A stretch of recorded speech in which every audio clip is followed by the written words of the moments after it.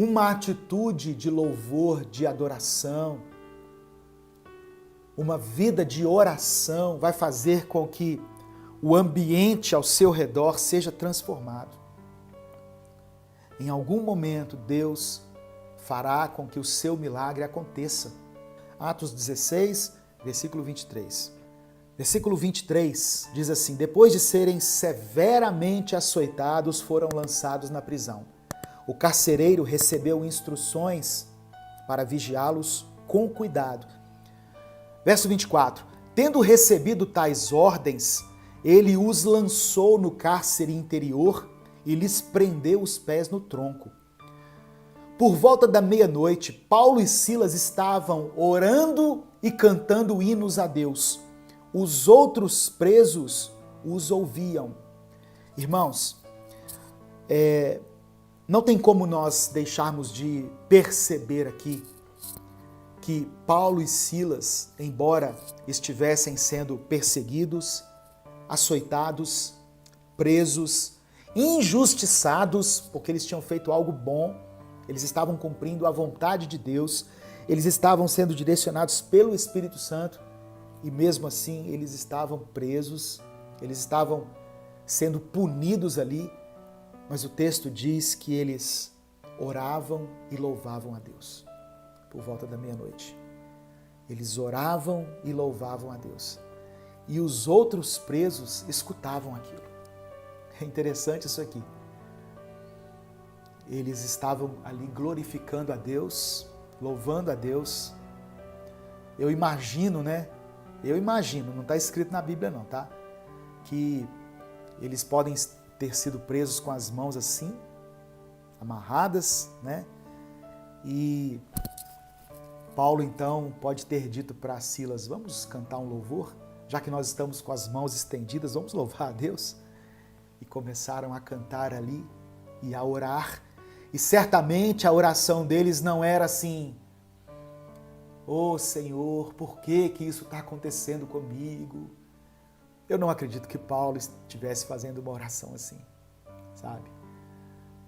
O coração de Paulo era tão grato a Deus pelo que o Senhor tinha feito na vida dele, pela revelação que o Senhor tinha dado a ele, pela maneira como Deus havia transformado a mente dele, e ele passou de um perseguidor de cristãos a um apóstolo, alguém que conhecia Deus de forma íntima.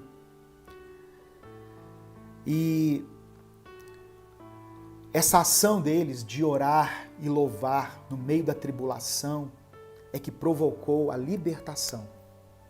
Você pode não se lembrar de toda essa pregação, mas eu quero que você se lembre dessa parte aqui em especial. O ato de louvar a Deus, de orar a Deus, mesmo em meio às tribulações, fez com que as cadeias se quebrassem, fez com que as portas se abrissem, fez com que a atmosfera fosse transformada.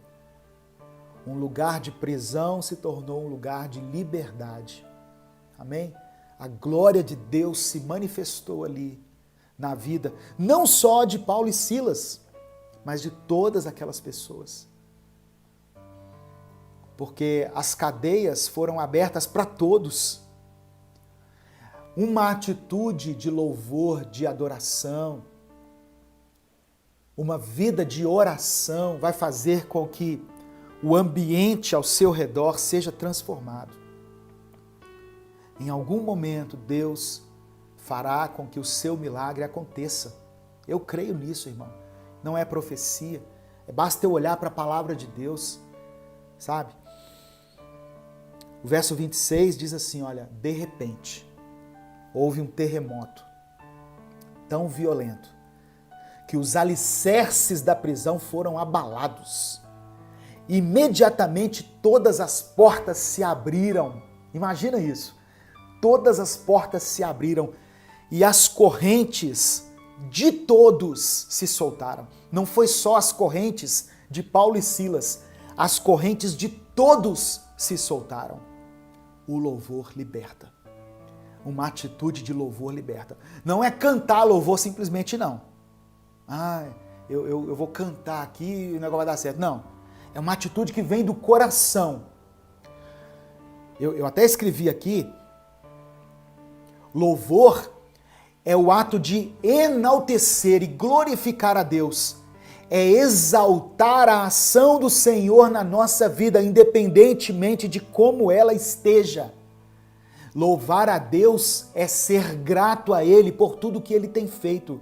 Ah, pastor, eu estou num momento de crise, de dificuldade, estou enfrentando aí, estou à beira de um divórcio.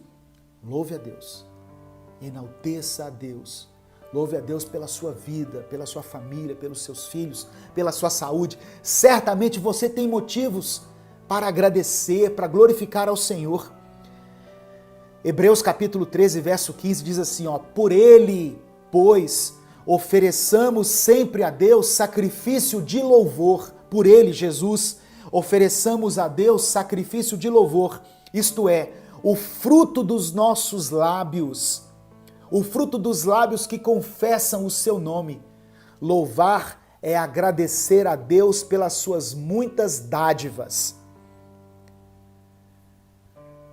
Então, está passando por lutas, por dificuldades, decida glorificar a Deus. O louvor é uma eficiente maneira de batalhar no mundo espiritual, porque através do louvor nós estamos demonstrando toda a nossa fé em Deus. Tem um exemplo na Bíblia que eu gosto muito, irmãos, que é do rei Josafá. Depois você lê lá, 2 Crônicas, capítulo 20.